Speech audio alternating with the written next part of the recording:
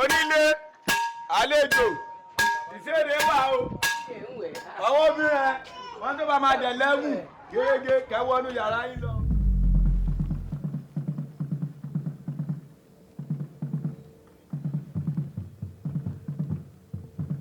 níbẹ̀ ní kọ́lọ́ sàgbọ́sẹ̀ ní ọgbà sàrí àmọ́ ọmọ kẹ̀kì ọlọ́pọ̀ pẹ̀lú ọmọ ìlú àfihàn máa dẹ̀ gbà àwọn dúdú màá ló jèrè jèrè ọlọ́run mi ẹ̀rú bá.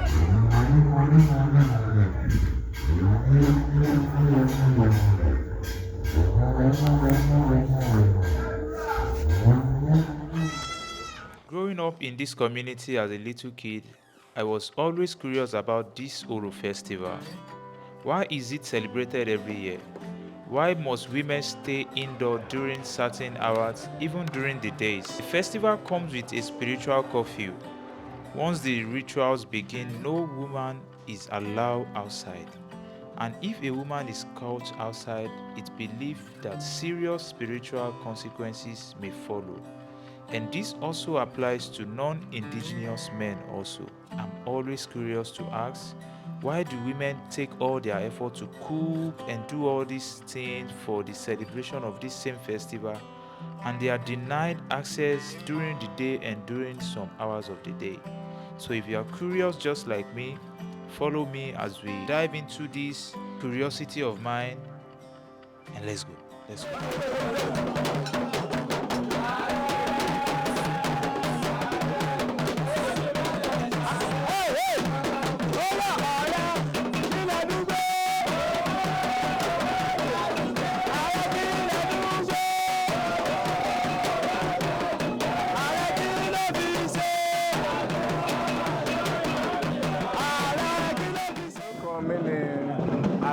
Ambali Asabi ọlọ́jẹ̀ ààrẹ níwẹ̀ ní Kúrò. Èmi Táíwò Ọlárẹ̀wájú Onímọ̀lẹ̀ ìlú Èbítẹ́gà. Èmi gángan ni mo ń bọ Ọ̀rúnmọlẹ̀. Kí ìlú lè túbà kó lè túṣẹ́. Èmi ni Mọ̀nírù Kílà, jagun olóró ìlú Èbítẹ́gà. Jagun ó wà fún alákòóso. Chief Kílà Nǹkan Abíọ́dún. Àjànà líwà fún Èbítẹ́gà. Ipò àjànà ó pọ̀. Ìtumọ̀ àjànà òun ni pé àjànà tó bá ti gbàṣẹ lẹ́nu àwọn àgbàlagbà pé kóró jáde, àjànà ló máa múrò jáde. Orúkọ mi ni Wàsíù Owólabí Sanni tí mo jẹ́ àjànà líwẹ̀ ìlú Èbútéga. Orúkọ mi ni Riskat Akíndé Ambaṣu líwẹ̀ ìlú Èbútéga. Aṣáájú obìnrin ní Ambaṣu jẹ́. Lábẹ́ líwẹ̀ iná àwọn ìjọ kan tó wà tá à ń pè ọ́ ní ìnàkí, à ń pè wọ́n kan ní májòwú tó jẹ́ pé títí tá a bá fi ń ṣọdún lọ láàrin 15 days yẹn lọ́ máa jáde tó máa ṣe tutù kiri gbogbo òlu lọ́ máa jáde tó bá dé after 15 days la máa parí ọdún. Lẹ́yìn yẹn à tún jó gbogbo ọmọ ìlú wọn á tún jó wọn á ṣe pàṣẹ àṣẹ gbẹ pé a parí ọdún a ṣe ń ṣe nìyẹn láti gba ìwáṣẹ̀ tá a dẹ̀ ń ṣe tó ń tùbà tó ń tùṣẹ́.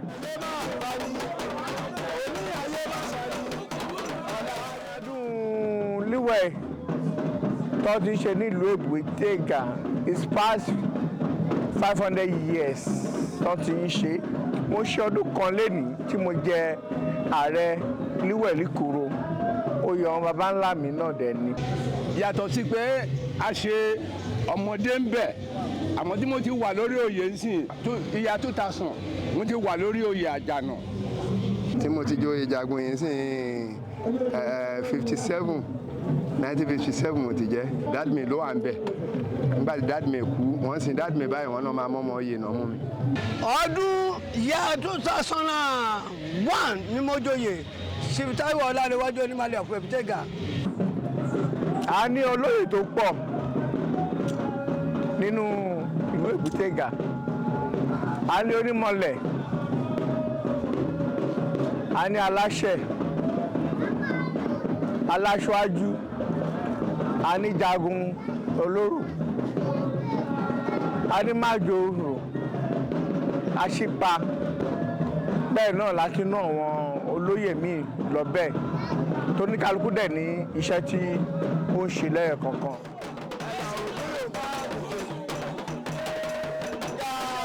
mọ̀ tó fi ṣe orò ní ọdọọdún kí aburú má ṣẹlẹ̀ lù orò ó ń gbàrún bí kúrò lù ni ó ń kókú lọ ń kárùn lọ ni ẹja máa pẹja ẹja máa kú ọmọ èèyàn máa là.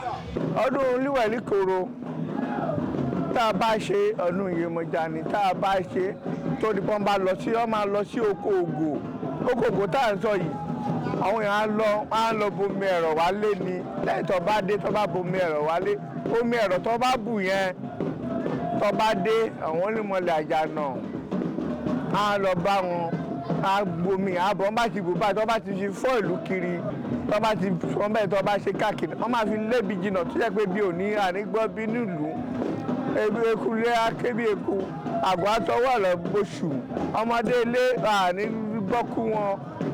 ọdún lúwẹ̀ ó wà fọmọdé ó wà fàgbà ó wà fọnlé ó wà fàlejò torí ètùtù là ń ṣe kí ìlú lè rọgbọ kọmọdé dàgbà kí ìlú rojú kí ìlú ráyè kárí nǹkan rẹ̀ gbé ṣe òun la ṣe ń ṣọdún lúwẹ̀.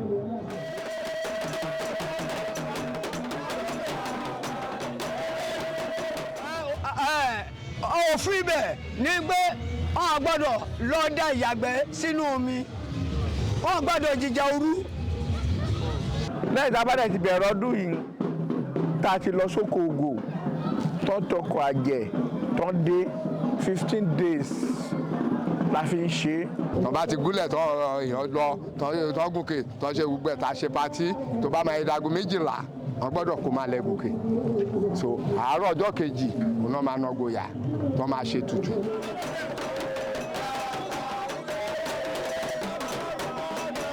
orísun líwẹ̀ bá ṣe gbọ́ nìtàn ọ̀nà jí o àtẹwọ́lábàlà àmẹ́ tó kọ́ o. líwẹ̀ ó jẹ́ òòṣà tó jẹ́ pé òòṣà ńlá ni ó wá láti inú omi. líwẹ̀ ó wá látòkèrè látọ̀yọ́ ó balẹ̀ sógùn omi yẹn bó ṣe ń bọ̀ orísun kọ̀ọ̀kan ibi tó ń yà ló lórúkọ ó kúrò lógùn ó yà lábẹ́òkúta. ìgbà tó ń bọ̀ ìṣẹ̀rọ ọlọ́fin ó yà ó kúrò ìṣẹ̀rọ ọlọ́fin ó dé Májídùn Àwórì ó kúrò Májídùn Àwórì ó dé Bìtẹ́gà ní ẹ̀yìn Bìtẹ́gà ó di Kòdú. Just like you've heard from the chief and the elders, the Oro festival, it's not just a ritual, it's a culture. Before we continue, I would like us to take a few minutes for these two men that you are looking on the screen, because this documentary took us 3 years to film, and these two men are now late and they have a replacement of their chieftaincy. Let's go into the next one. Children are the leaders of tomorrow. In Oro festival and the tradition of Yoruba, children are also not exempted from every practices, every cultural heritage. Children are also carried along because they are the leaders of tomorrow.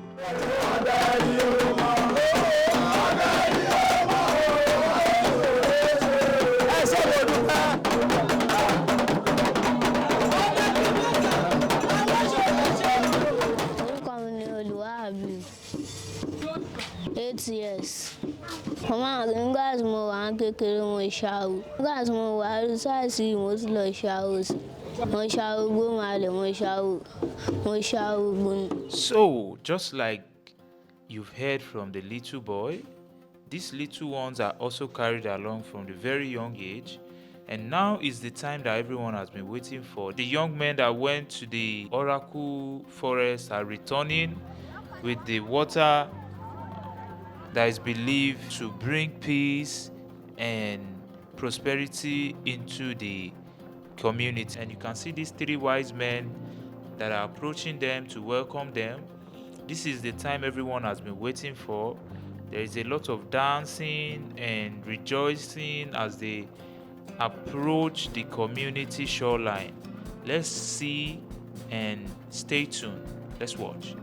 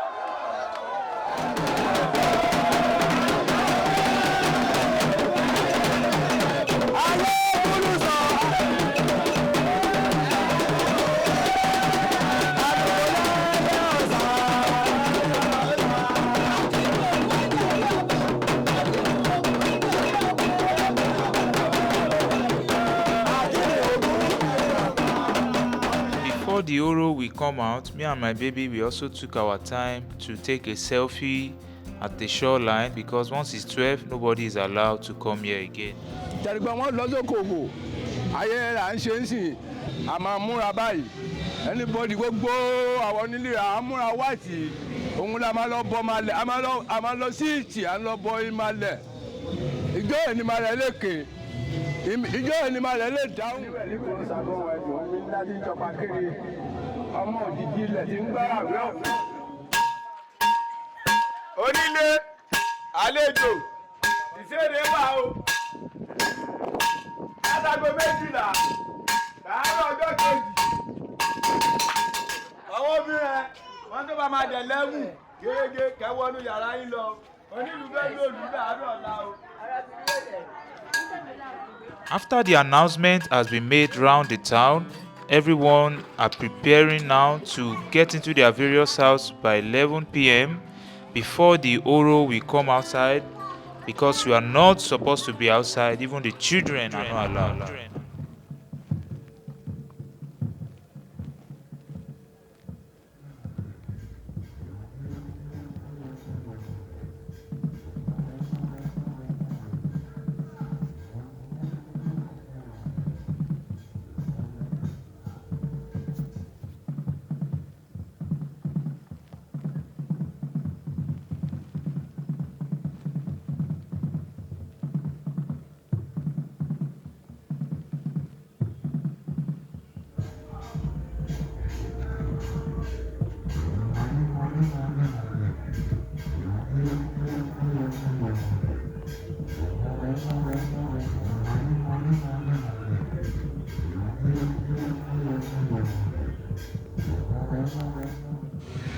àtọmọdé àtàgbà àtúnlé àtàlejò ọdọọdún làwòrán ń ṣòro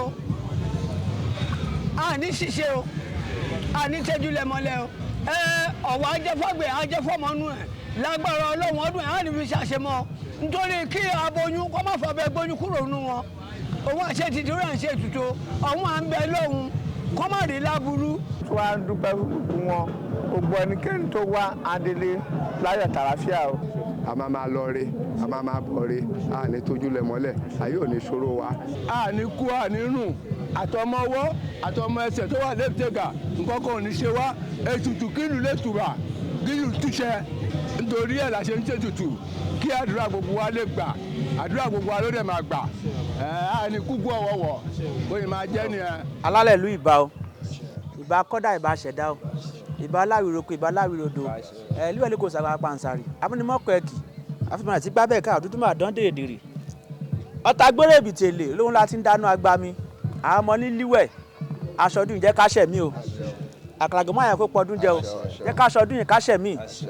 àbòyún abiwẹ́rẹ́ àṣẹ àgbọ̀ntẹ́ ìbí àtọwọ́sẹ̀ àṣẹ àṣẹ lẹ́mìí báyìí inú owó la máa ti máa mú owó àṣẹ inú owó la máa ti máa mú owó àríṣẹ àwọn àgbààgbà ìlú kò ní pa wọn àṣẹ o àwọn obìnrin ìlú kò ní pa wọn àṣẹ àwọn olóyè wa dédé gbogbo alámánilárí àṣẹ o máa jèrè àṣẹ àjèrè ọdún yìí àṣẹ o kò ní pa wá o àrí bẹ́ẹ̀ ìtẹ́ẹ̀dẹ̀ wa kẹ́rì ẹ̀ máa lọ rí ẹ̀ máa bọ̀ àṣẹ hàn ní sọ pé iṣẹ́ sáná rí yín sí iṣẹ́ díẹ̀ owó ńlá àṣẹ lógo ọlọ́run àṣẹ o àti kẹ́yìn àrí bẹ́ẹ̀ wà máa lọ rí wà máa bọ̀ àṣẹ o ojú ò ní fọ́ àṣẹ o iṣẹ́ ò ní di àṣẹ ò ní wálù àṣẹ o àmì àṣẹ àmì àṣẹ o àrí bẹ́ẹ̀ bóyá máa jẹ́ nìyẹn ọmọdé ológun abúlé sáré o orí ni má bàa tó dé mi jẹ́ o. The Oro Festival is more than just a tradition.